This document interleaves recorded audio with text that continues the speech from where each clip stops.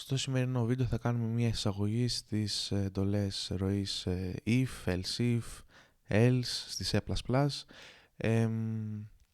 που στα ελληνικά είναι αν, αλλιώς. Και τι κάνουν αυτά ουσιαστικά? Θέλεις, ας πούμε, να βαθμολογήσεις ένα γραπτό και να δεις άμα ο βαθμός που έχει γράψει ο μαθητής περνάει το μάθημά σου ή όχι. Ας θεωρήσουμε ότι το μάθημα έχει άριστα το 10 και περνάει με μεγαλύτερο ίσο του 5. Οπότε τι πρέπει να κοιτάξουμε εμείς? Κοιτάμε πώς έχει πάρει ο μαθητής. Ο μαθητής έχει πάρει 4. Είναι μεγαλύτερο ή ίσο από το 5? Όχι. Οπότε κόβεται. Πώς έχει πάρει ο άλλος μαθητής? Ο άλλος μαθητής έχει πάρει 7,5. Είναι μεγαλύτερο ή ίσο του 5? Ναι, οπότε περνάει το μάθημα. Για να μην το κάνουμε εμείς έτσι, πάμε να το αυτοματοποιήσουμε με ένα πρόγραμμα.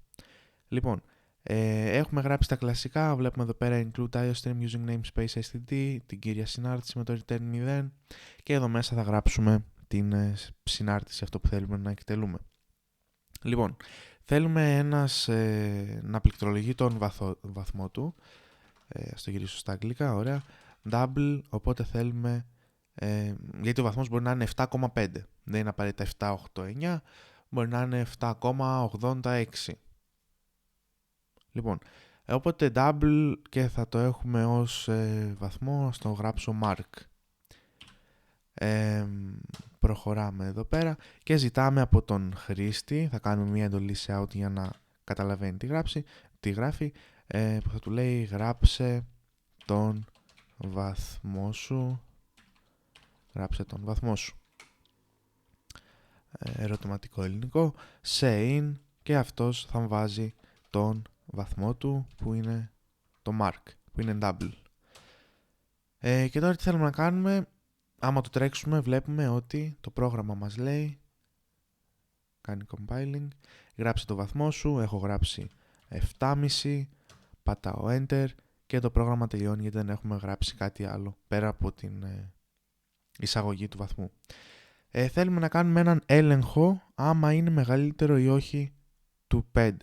Οπότε θα γράψουμε if, okay, και εδώ μέσα θα γράψουμε το mark να είναι μεγαλύτερο ή ίσο, έτσι γράφεται, μεγαλύτερο ή ίσο, αυτός είναι ο συμβολισμός του. Ποια είναι η βάση μας είναι το 5.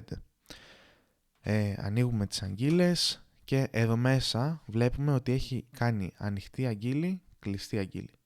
Οπότε ό,τι γράψουμε για το if θα πρέπει να είναι ανάμεσα σε αυτές τις δύο αγγείλες. Οπότε αν ο βαθμός είναι μεγαλύτερος ίσως του 5, σε out γράψε δηλαδή ότι έχεις περάσει. Passed. Και τώρα για να το τρέξουμε, λοιπόν, έχω γράψει 7,5 ας πούμε, οπότε μας γράφει passed. Τι θα γίνει όμως άμα έχουμε γράψει μικρότερο από το 5, ας πούμε ότι έχουμε γράψει 4,5, τελειώνει το πρόγραμμα γιατί δεν έχει κάτι άλλο. Οπότε θέλουμε να βάλουμε if mark μεγαλύτερο ίσο του 5 σε out passed, else, και εδώ δεν χρειάζεται να γράψουμε κάτι άλλο γιατί είναι η άρνηση, δηλαδή σου λέει αν έχεις γράψει πάνω από αυτό, αλλιώς κάνει αυτό. Τι θέλουμε να κάνουμε? Να εκτυπώνει didn't pass, you did not pass, και βάζουμε και το ερωτηματικό. Οπότε άμα το τρέξουμε, τι γίνεται με το run? Γράψε το βαθμό σου, έχω γράψει 4,5, you did not pass. Άμα έχουμε γράψει 5, passed. Αυτό ήταν για σήμερα το βίντεο. Στο επόμενο βίντεο θα δούμε θα μπούμε πιο πολύ μέσα σε εντολές if με μεγαλύτερα παραδείγματα και θα τα μελετήσουμε καλύτερα. Θα δούμε πώς μπορούμε να γράψουμε αν και μέσα στην παρένθεση το διαζευτικό ή, το και, πώς είναι το μεγαλύτερο ίσο, το μικρότερο ίσο, το ίσον και πολλά άλλα.